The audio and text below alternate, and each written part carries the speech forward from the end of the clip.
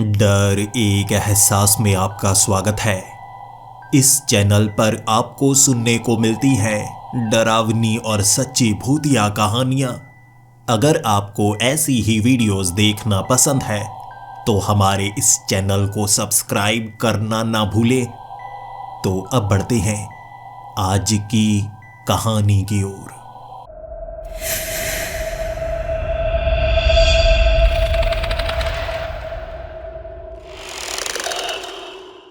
Hello दोस्तों, मेरा नाम जयदेव अंकारा है और मैं दुनिया का सबसे बदकिस्मत इंसान हूँ।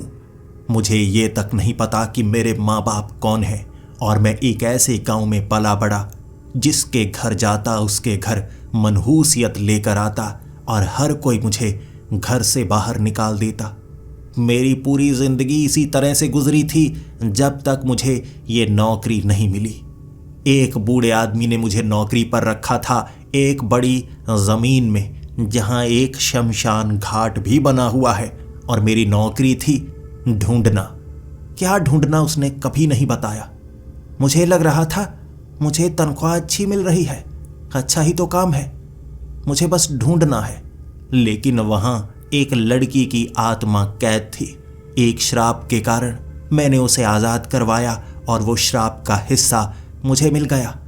एक ऐसी भयानक ताकत मुझ में समा गई जो मुझे फाड़ कर बाहर निकलने की कोशिश करती है। मुझे उससे भी बचना था। उस बूढ़े इंसान पर तब तक भरोसा मैं करता रहा था, शायद इसमें भी कुछ ऐसा हो जो मेरे लिए अच्छा हो।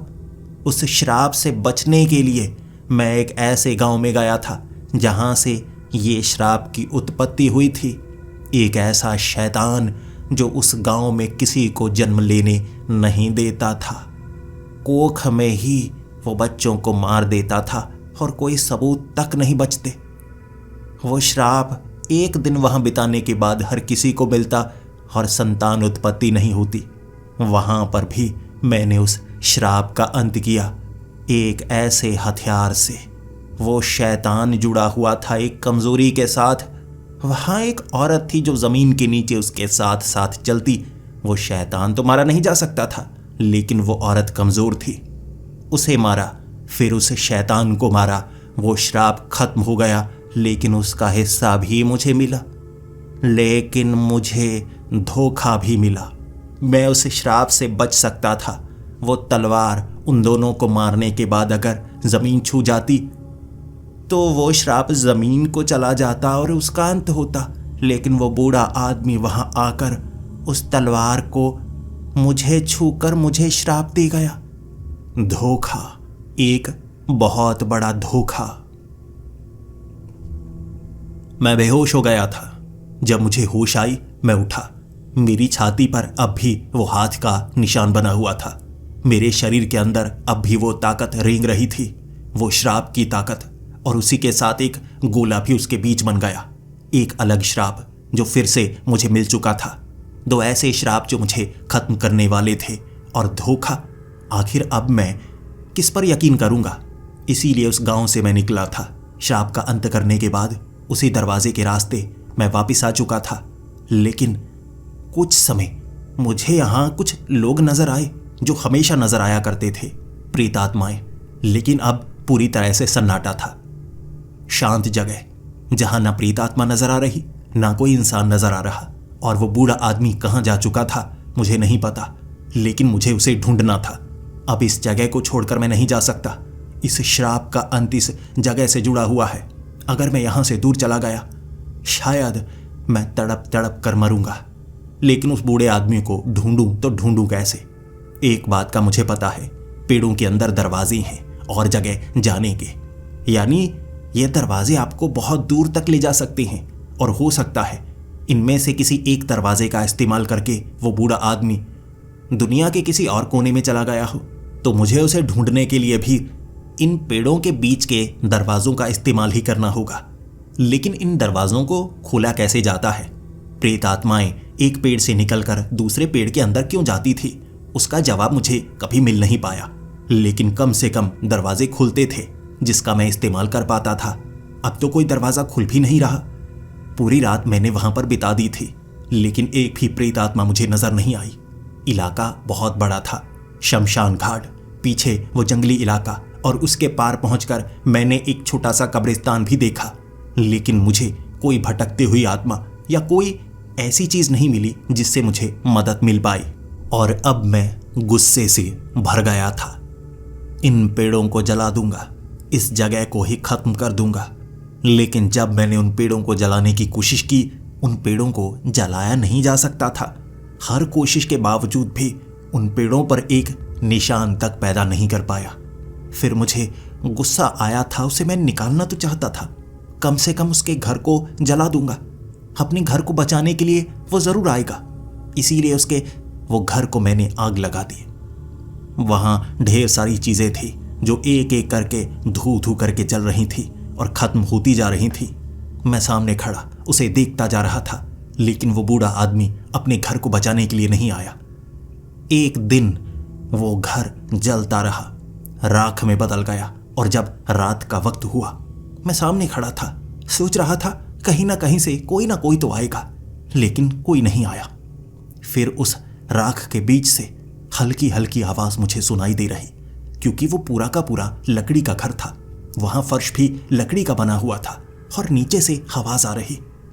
मैं वो राख को हटाने लगा।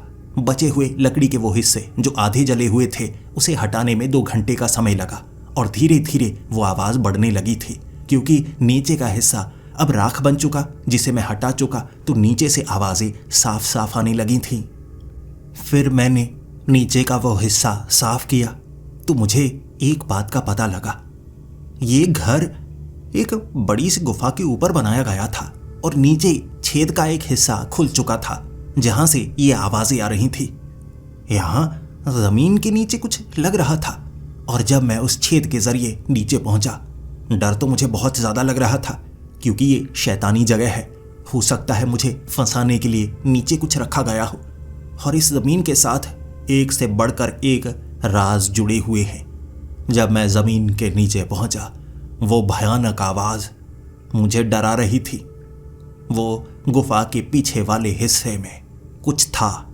वहां पर बहुत सारे ताले लगे हुए, ढेर सारे दरवाजे लगे हुए, सलाखें, और मुझे एक एक ताले को काटना पड़ा, जिसमें बहुत ज्यादा समय लग रहा था। जैसे जैसे उन दरवाजों को, उन तालों को, उन सलाखों को काट काट कर मैं पीछे तक पहुंचा, मैंने पीछे एक पिंजरा देखा। मेरे हाथ में एक लालटेन थी। वो लालटेन की रोशनी उस पिंजरे पर पड़ रही थी।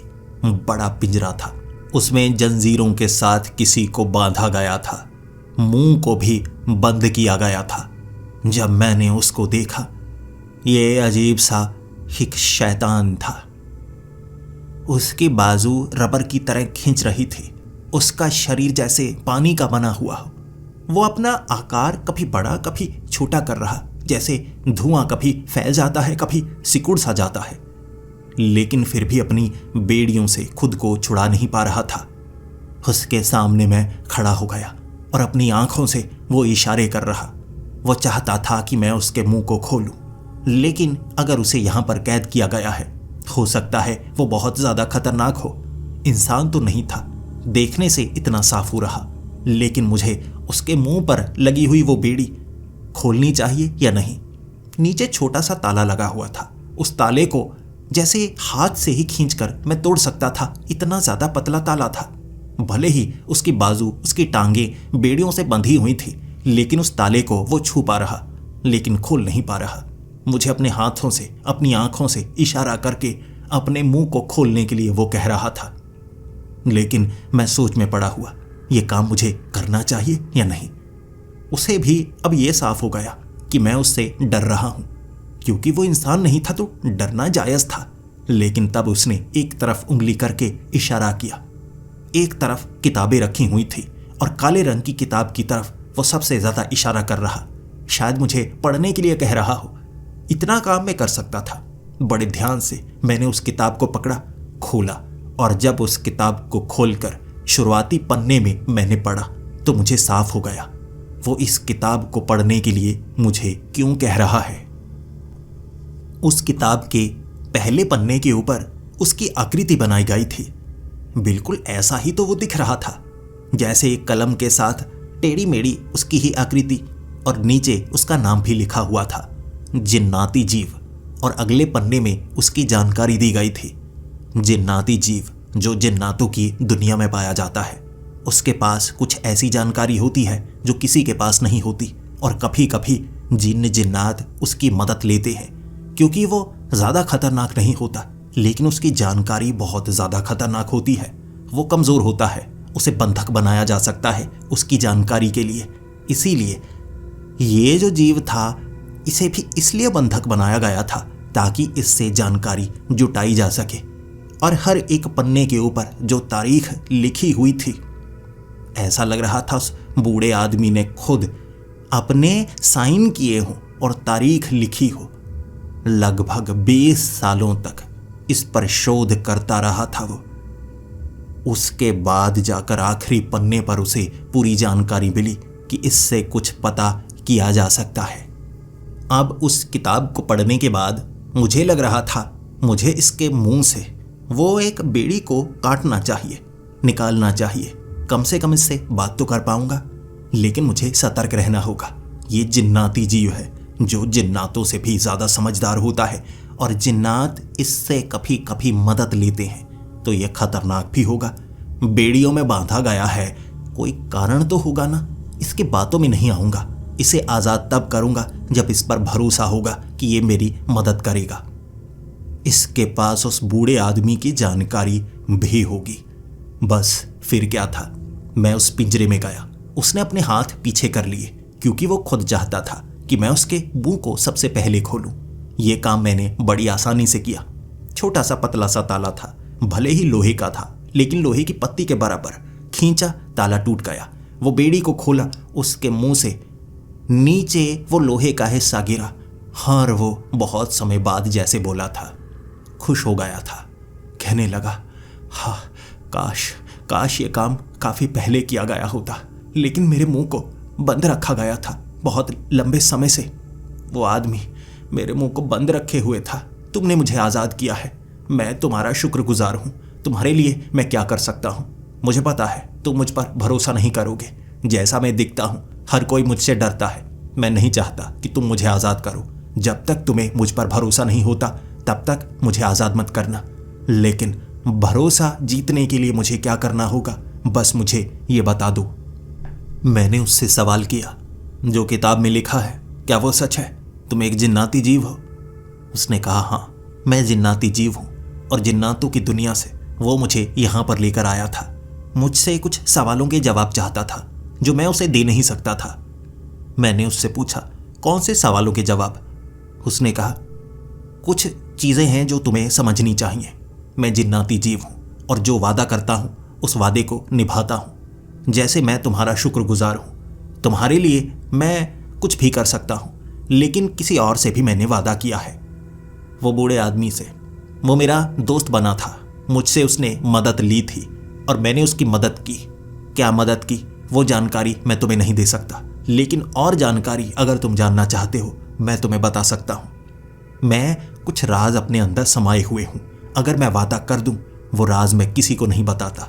अगर तुम चाहते हो मैं तुम्हारी बातें किसी को ना बताऊं, मैं ये काम भी कर सकता हूं। जिसके बाद मुझे लगने लगा इस पर पूरी तरह से भरोसा नहीं किया जा सकता।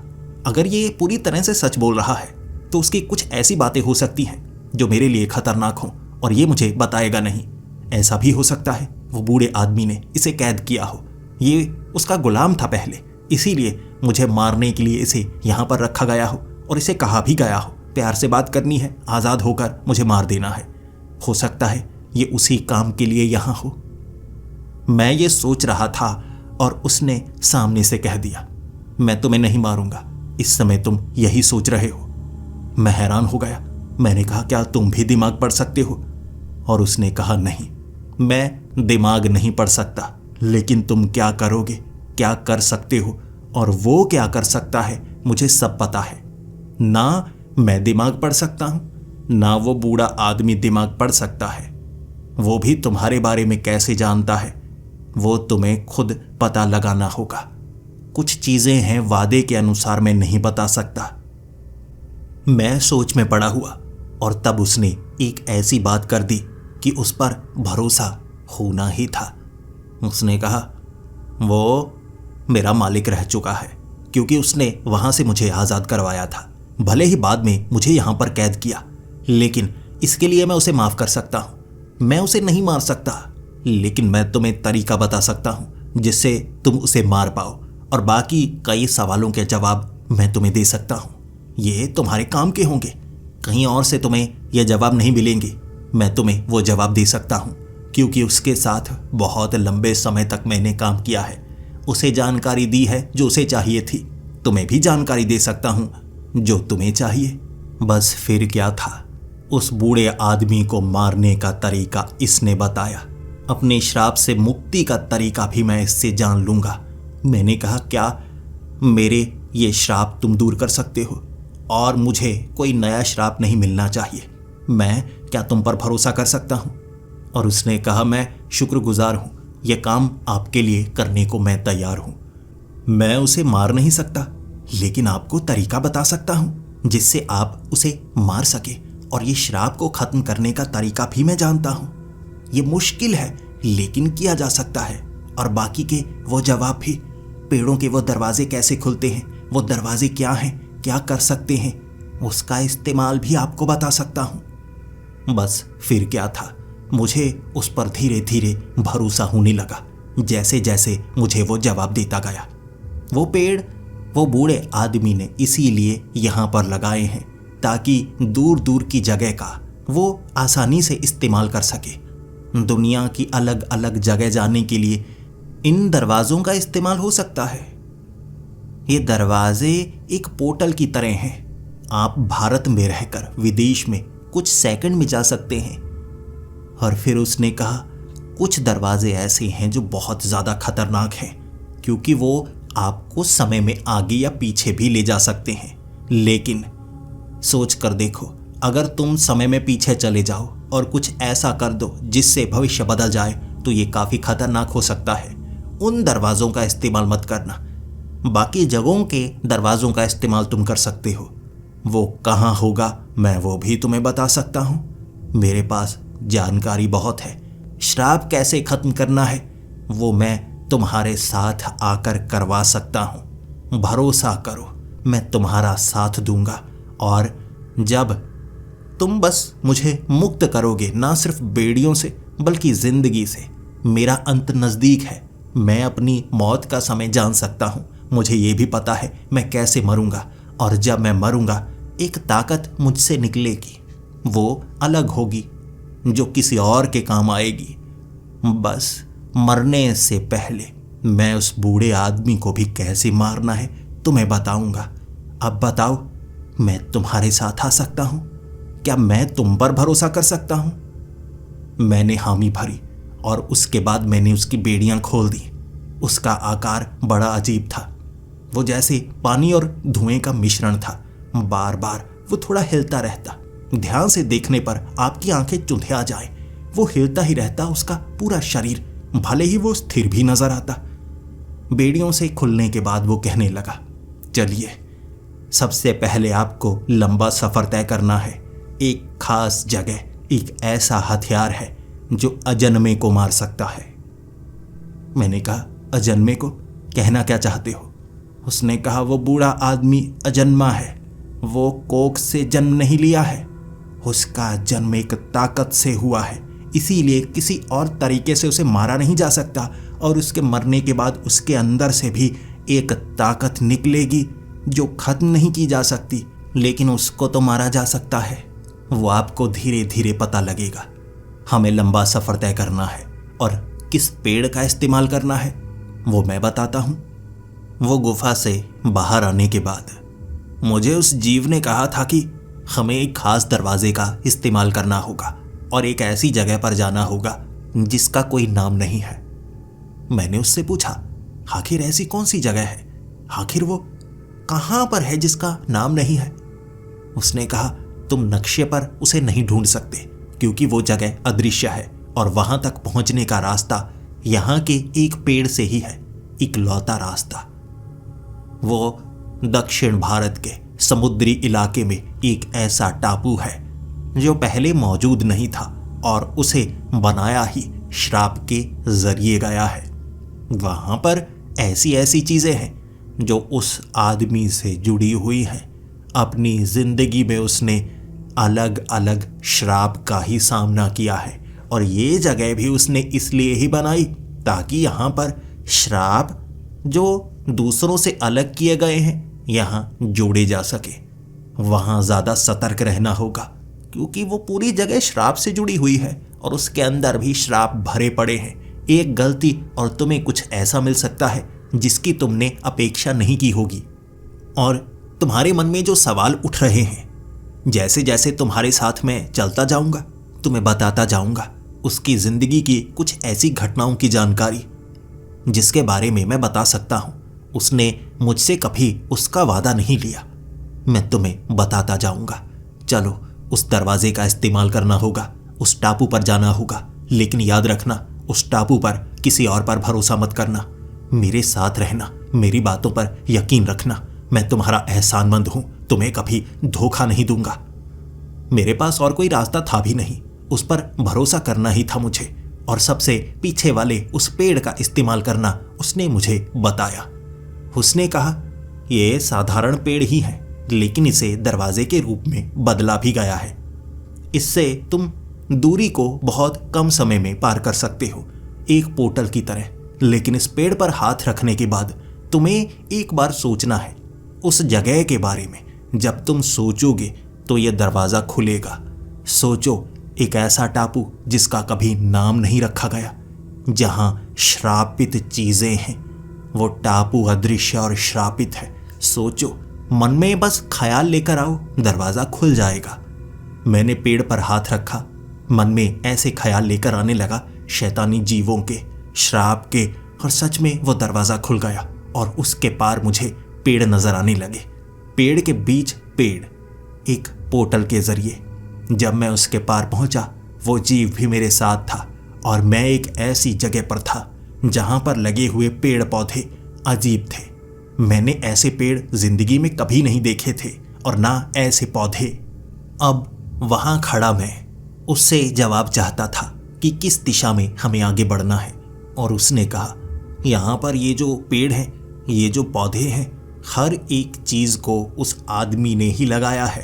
पूरे के पूरे टापू का निर्माण किया है। और यहाँ पर लगी हुई घास कोई साधारण पौधा अपने आप नहीं लगा है, बल्कि एक श्राप का हिस्सा है। यहाँ पर पड़ा हुआ एक कंकड़ भी श्राप का हिस्सा है। इसीलिए कुछ भी अलग करने से पहले 1000 बार सोच लेना। और हमें किस दिशा में बढ़ना है? जिस दिशा में मर्जी बढ़ना चाहो, तुम एक सीध में ही जाओगे। ये एक ऐसा रहस्यमय जंगल है, जिस भी दिशा में जाओगे, बढ़ोगे एक ही तरफ, जंगल खुद जगह बदलेगा। तुम्हारे सिर्फ कदम आगे की तरफ बढ़ने चाहिए, चाहे किसी भी दिशा में बढ़ाओ। तो बढ़ना शुरू कर दो। मैंने जैसे ही एक पैर आगे रखा, आगे मुझे पगडंडी नजर आने लगी, जो पहले नजर नहीं आ रही थी। सच में ये जगह रहस्यमय थी। और क्या मैं उस जीव पर भरोसा कर सकता था? मुझे खुद पर शक होने लगा था। लेकिन जो 2 श्राप मुझे लगे हुए हैं, उससे बाहर निकलने के लिए मुझे ऐसी शापित जगह पर तो आना ही था। लेकिन धोखा ना मिले जो मुझे 2 बार मिल चुका है। मैं आगे बढ़ने लगा। वो अब सपाट सी पगडंडी थी। मैं उसके साथ चलता हुआ आगे बढ़ता जा रहा और उसने कहा, आवाज़ को धीमा रखो। ये शांत जंगल है, जहाँ कहीं से आवाज़ ना आ रही हो वहाँ खुद भी शांत रहना चाहिए। इसीलिए जब भी कुछ बोलना तो फुसफुसाते हुए बोलना। तुम्हारी आवाज़ गले से ज़्यादा बाहर निकलनी नहीं चाहिए। मैं ऐसे ही उससे बात करता जा रहा और जैसे ही पैर के नीचे आई लकड़ी से आवाज़ होती, मैं पेड़ों को हिलते हुए देखता। वो पेड़ ऐसे हिलते जैसे वो जीवित हों, पकड़ने की कोशिश करते जिस तरफ से आवाज़ आई हो। लेकिन पेड़ देख नहीं सकते, सिर्फ यही एक बचाव था। और उसने कहा, ये पेड़ पकड़ने की कोशिश कर सकते हैं, ध्यान रखना, आवाज़ नहीं करनी है। लगभग 1 घंटे तक हम चले थे और वो पगडंडी एक सड़क में बदल गई। काले रंग की सड़क, जैसे किसी शहर की सड़क हो। स्ट्रीट लाइट्स लगी हुई थी। आसपास खाली पड़ी वो दुकानें थीं जिनमें सामान ज़रूर था, लेकिन कोई इंसान नज़र नहीं आ रहा था। वहाँ एक दुकान के बाहर काले रंग के कपड़े पहने एक बूढ़ी औरत एक कुर्सी पर बैठी हुई थी, जिसकी बाजू पर आग लगी हुई, लेकिन वो तड़प नहीं रही थी बल्कि मुस्कुरा रही थी। और मुझे उस जीव ने कहा, एक तरफ से निकलो, हो सकता है ये चुड़ैल नुकसान पहुंचाए। लेकिन वो जो जीव था मुझे ये कहकर खुद आगे बढ़ने लगा, लेकिन अगर उसके पास जाना नहीं है तो वो खुद क्यों जा रहा है। मेरे मन में शंका बढ़ने लगी। मैं भी उसके पीछे पीछे।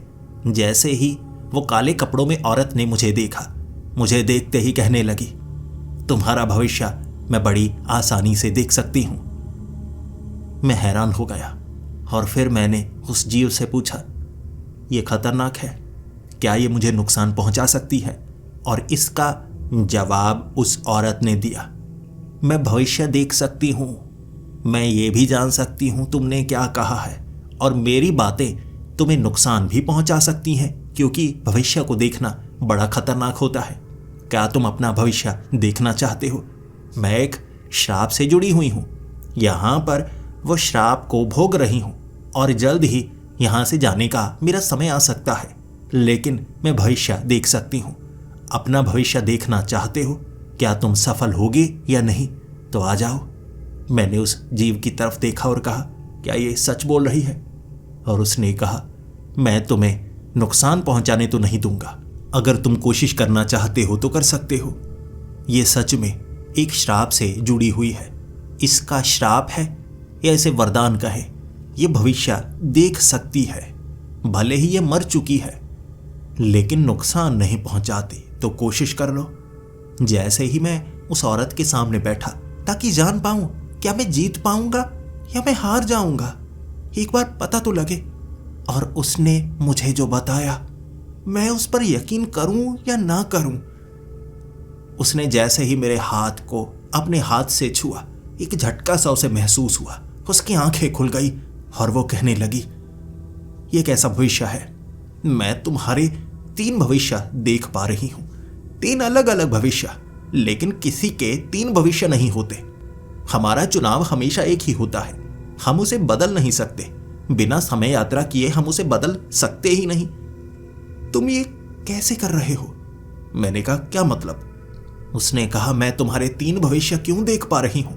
एक भविष्य में तुम्हारा जन्म होगा, एक भविष्य में तुम जिंदा बचोगे और किसी को मार डालोगे, और एक भविष्य में तुम्हारी मौत होगी।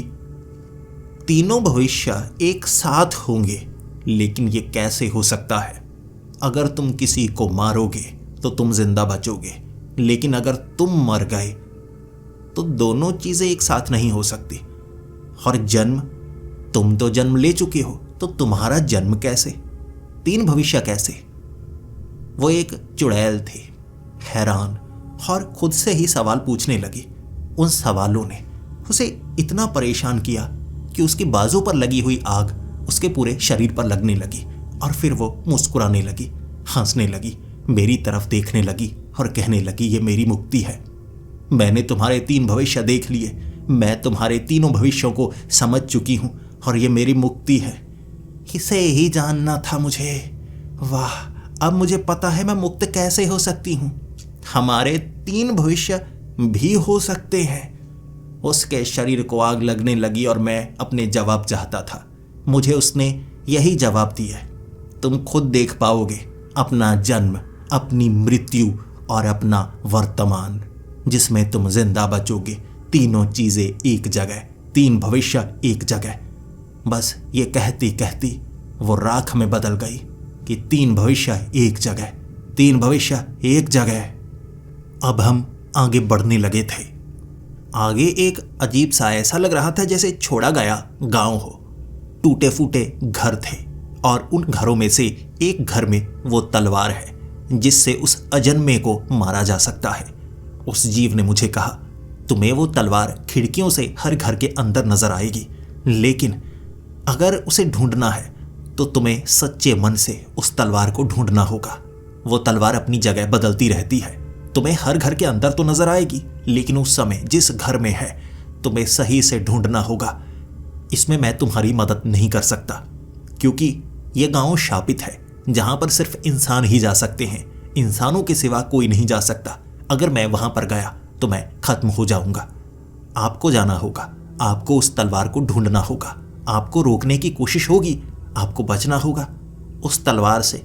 वहां के जितने भी जीव हैं जो कि अजन्मों की तरह ही हैं, लेकिन इस दुनिया के नहीं हैं, उन्हें काट कर आप मार सकते हैं। लेकिन अगर आप उस तलवार को ढूंढ नहीं पाए और उन्होंने आपको पकड़ लिया, फिर आप मर भी सकते हैं। क्या आप ये खतरा उठाने को तैयार हैं? मैंने उसे कहा, लेकिन यह काम तो बहुत मुश्किल लगता है। और फिर उसने कहा, आपने अपनी भविष्यवाणी नहीं सुनी? वो सच बोल रही थी। उस चुड़ैल को ये श्राप और वरदान था भविष्य देखने का। इससे सच जानकर उसे मुक्ति मिली। आपकी मौत यहां पर तो नहीं लिखी हुई। बस फिर क्या था, ये बात सुनकर मैंने उस गांव में पैर रखा। और जैसे ही पैर रखा, पहले तो वहां पर रोशनी थी, अचानक रात का वक्त हो गया और पीछे मुड़कर मैंने देखा घना जंगल नजर आ रहा था। यानी यह गांव का रहस्य शुरू हो चुका है, इसका वो श्राप शुरू हो चुका है। मुझे हर घर के अंदर रोशनी नजर आ रही थी। चलते चलते मैंने खिड़की से पहले घर के अंदर उस तलवार को देखा जो चमक रही थी, चमकती हुई वो तलवार। और जैसे ही मैंने दरवाजा खोला, घुप अंधेरा, तलवार वहां पर मौजूद नहीं थी। जिस जगह वो तलवार खिड़की से नजर आई थी वहां मौजूद ही नहीं। और फिर से मैंने दरवाजा बंद कर दिया, लेकिन खिड़की से वो तलवार अब भी उसी घर के अंदर नजर आ रही। जब मैंने दूसरे घर को देखा तो उस घर में भी वो चमकती हुई तलवार नजर आ रही थी, लेकिन दरवाजा खोलते ही उस घर में भी घुप अंधेरा था। और अब मुझे सवालों के जवाब देने वाला भी कोई नहीं, तो मुझे खुद ही उस तलवार को घर से बाहर निकालना था। 3-4 घरों में मैंने ऐसी ही कोशिश की और उसके बाद मुझे लकड़ियों की आवाज सुनाई देने लगी।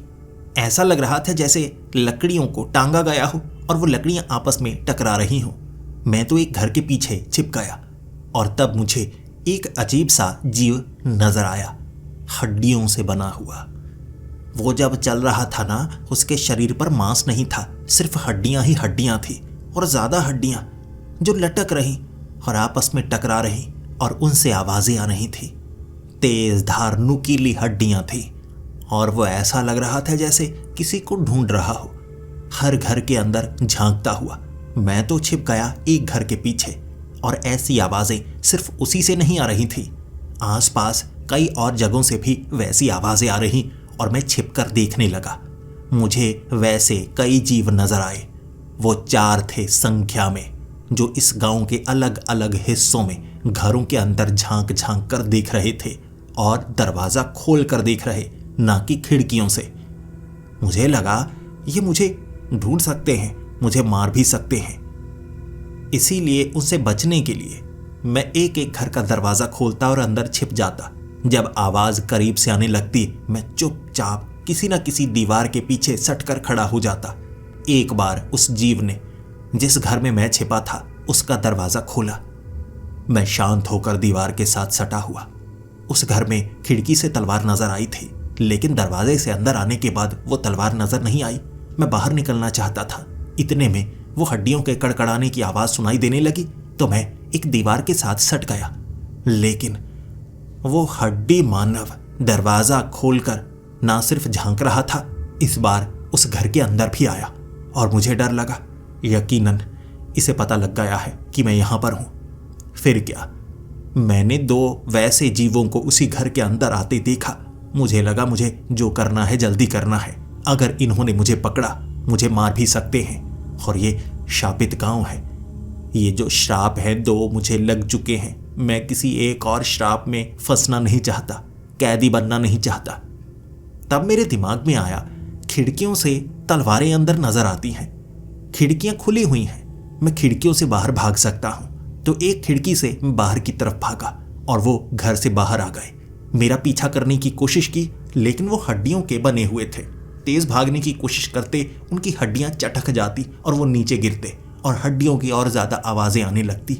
मैं भागकर उनसे दूर निकल आया। लेकिन जैसे ही मैं खिड़की से बाहर आया था, उसी खिड़की के अंदर से रोशनी नजर आने लगी। ये एक ऐसा भ्रम था जिसके पार मैं जा नहीं सकता था। किस घर में वो तलवार है? ढूंढूं तो ढूंढूं कैसे? इससे पहले कि वो हड्डी मानव मुझे पकड़ ले। क्या करूं? वहां पड़ी हुई एक कुल्हाड़ी मुझे मिल गई। दरवाजे काफी पतले थे, लेकिन सैकड़ों दरवाजे थे। उन घरों के दरवाजों में छेद करूंगा। एक दरवाजे पर कुल्हाड़ी मारी, आवाज हुई, वो हड्डी मानव उस तरफ आ रहे, लेकिन दरवाजे में छेद होने के बाद उस छेद से कोई रोशनी बाहर नहीं आ रही थी। खिड़कियां थी जो भ्रम दे रही थी। तो एक एक करके दरवाजों में मैं छेद करने लगा। दरवाजों के अंदर छेद करना 1 सेकंड का काम था। मैं करता गया, छेद करता गया, और अब कई घरों में मैं छेद कर चुका और मुझे साफ था उन घरों में वो तलवार नहीं है। जैसे ही एक घर के दरवाजे पर मैंने वो कुल्हाड़ी मारी, उस छेद से रोशनी निकलने लगी। वो हड्डी मानव चारों तरफ से मुझे घेरने के लिए आए। इतने में मैंने वो दरवाजा खोल लिया। जैसे ही उस तलवार को उठाया, वो उस घर में आ चुके थे। और कमाल की बात, वो जो खिड़की थी इस घर की, उसके बाहर भी एक हड्डी मानव खड़ा था। वो 5 थे। गिनती में गलती हुई। ना मैं खिड़की से भाग सकता था, ना दरवाजे से, लेकिन तलवार मेरे पास थी। उस जीव ने कहा था, ये तलवार से डरते हैं, ये तलवार से मरते हैं, और मैंने ऐसा किया। तलवार के वार उनकी हड्डियों को काटने के लिए काफी थे। इससे पहले कि वो मुझ पर वार करते, मैंने उस तलवार से उन चारों को काटा और 5वां वहां से भाग गया। मैं उसे भी मार सकता था, लेकिन मुझे ये काम ज्यादा जरूरी था जो करना था। वो तलवार को लेकर अब इस गांव से मैं बाहर निकलना चाहता था। जैसे ही मैं सरहद से बाहर निकला, दोबारा से दिन का वक्त हो गया और वो जीव सामने खड़ा उस तलवार को देखते हुए कहने लगा, आप उस आदमी की मौत को लेकर आए हैं। अब आपके हाथ में है उसे मारना। बस एक और छोटा काम करना है। ये तलवार जिसने जन्म लिया है उसे मार सकती है, उसकी ताकत मार सकती है, लेकिन अजन्मे को मारने के लिए आपको एक और काम करना होगा।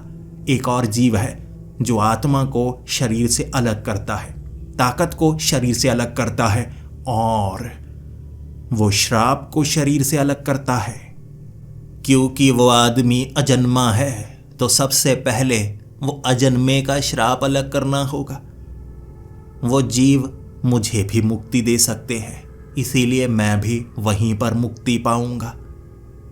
आप उस किले में जाएंगे, और एक काम की बात बताऊं, इस समय उस किले में वो आदमी भी मौजूद है। वो जीव उसे मार सकते हैं, लेकिन अपनी मौत के करीब रहता है। कहते हैं ना, आप सबसे सुरक्षित वहां होते हैं जहां सबसे ज्यादा खतरा भी होता है। किसी को भी शक नहीं होता आप वहां हो सकते हैं। मुझे आभास हो गया है। ये राज मैं आपको बता सकता था, लेकिन मैंने समय का इंतजार किया। अब आपको वहां जाना होगा। उसे खत्म करने का तरीका मैं जाते जाते आपको बताता हूं। उस किले में आपको क्या क्या करना है और कैसे कैसे करना है, मैं सब जानता हूं। ना मैं आपको धोखा दूंगा, ना मैं उसे धोखा दूंगा। यह जंग आपके और उसके बीच है। आपको उसने क्यों फंसाया, आप यहां पर कैसे आए, सब कुछ, हर सवाल का जवाब आपको वहीं पर मिलेगा। मैं नहीं बताऊंगा, वो बताएगा। हम अब उस किले की तरफ बढ़ने लगे थे। उस किले तक पहुंचने के लिए आगे घुमावदार ऐसे रास्ते थे जो भूल भुलैया की तरह घुमा फिरा कर हमें वहीं पर लेकर आ रहे। लेकिन काफी समय लगाने के बाद, कुछ दीवारों को तोड़ने के बाद, आखिरकार हम वो दरवाजे तक पहुंचे जो किले के अंदर जाने का था। और उसके बाद मुझे उस जीव ने कहा, मैं तुम्हें उस जगह तक ले आया हूं जहां तक मैं तुम्हारी मदद कर पाऊंगा, लेकिन आगे मैं तुम्हारी मदद नहीं कर सकता। अगर मैं तुम्हारा शुक्रगुजार हूं तो उस आदमी ने भी मेरी मदद की थी। मैं सीधे तौर पर कुछ नहीं कर सकता, तुम्हें खुद करना होगा। लेकिन याद रखना, इस किले में 4 शैतान हैं। वो रूह को शरीर से अलग कर सकते हैं, और एक बार ही कर सकते हैं, और चारों इकट्ठे ही।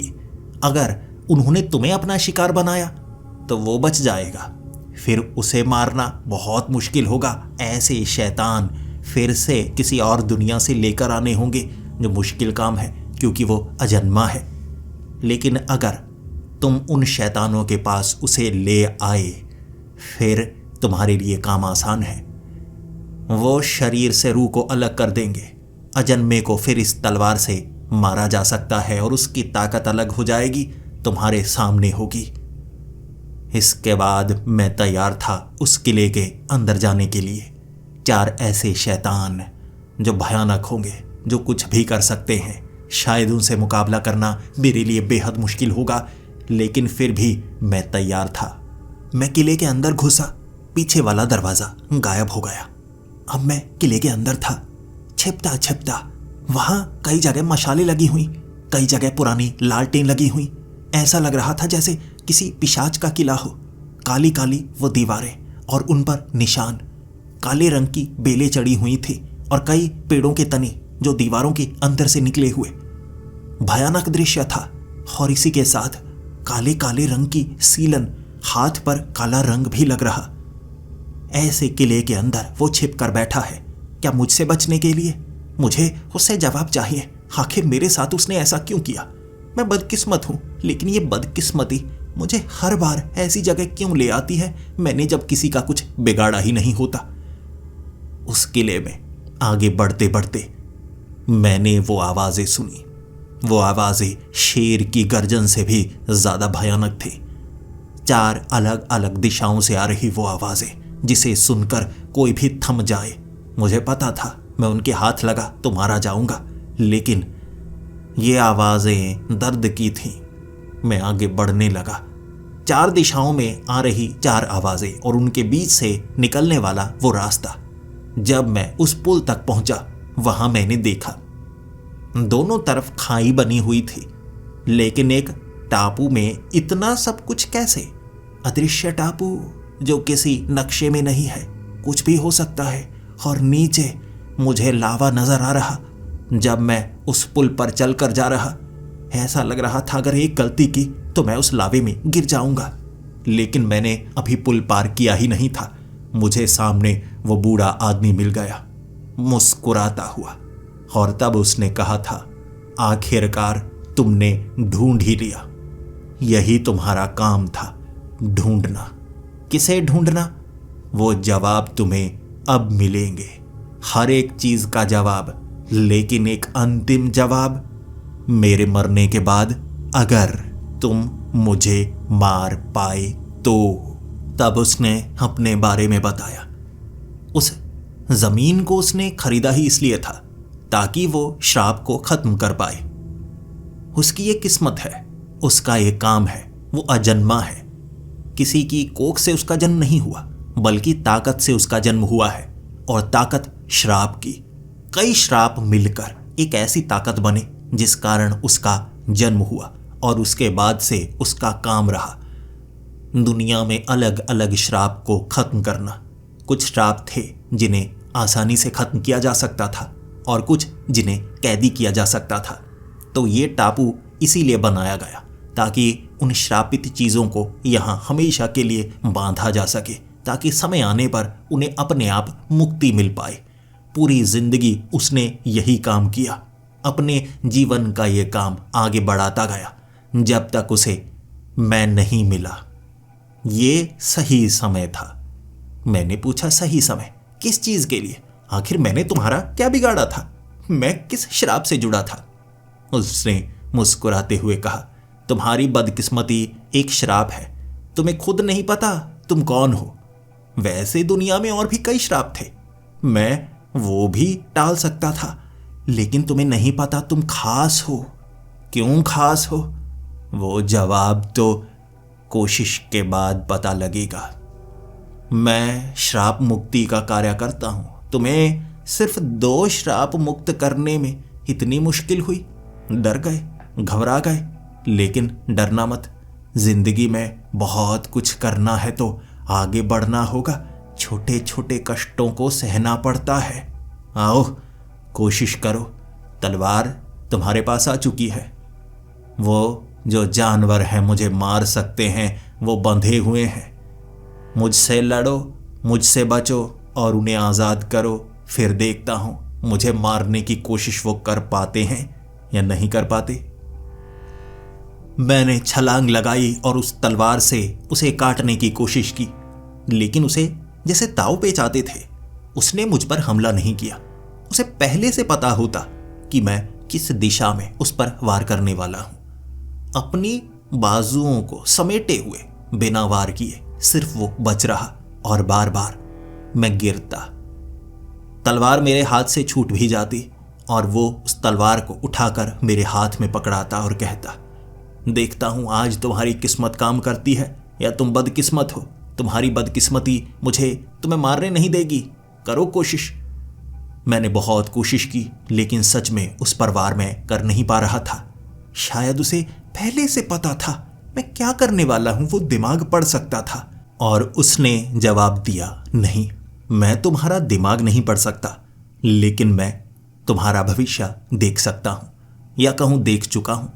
तुम क्या करोगे, क्या कर सकते हो, तुम्हारी क्षमता, हर चीज मुझे पता है, हर चीज की जानकारी है। इसीलिए मुझे मारने की तुम्हारी कोशिश सफल नहीं हो सकती। उस पर वार करने के बाद मैं ये तो समझ गया, मैं उस पर वार करूं भी उसे पता होगा, इसीलिए वो जीतेगा।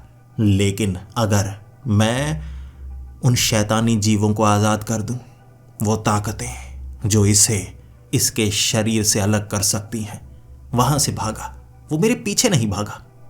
अलग अलग दिशाओं में बेड़ियों में बंधे हुए वो अजीब से जानवर थे। वो शेर जैसे दिखने वाले काले रंग के, जिनका चेहरा इंसानी था। मैंने बेड़ियों से उन्हें आज़ाद किया और उन्होंने मुझ पर हमला नहीं किया, बल्कि उन्होंने छलांग लगाकर उस बूढ़े आदमी को नोचना शुरू कर दिया। जब मैंने पहले को आज़ाद किया, मेरा काम उसके बाद आसान हो गया। बाकी 3 को भी मैंने तलवार से उनकी बेड़ियां काटकर आज़ाद किया और चारों उस बूढ़े आदमी को नोचना शुरू हो गए। लेकिन वो मुस्कुरा रहा था, उसे नोचा जा रहा था और मैं सोच रहा आखिर वो खुद को बचा क्यों नहीं रहा। उसके बाद मेरे हाथ में वो तलवार थी और तब उस बूढ़े आदमी ने कहा था, लो अपना बदला। बदला लेना नहीं चाहते, मारो मुझे।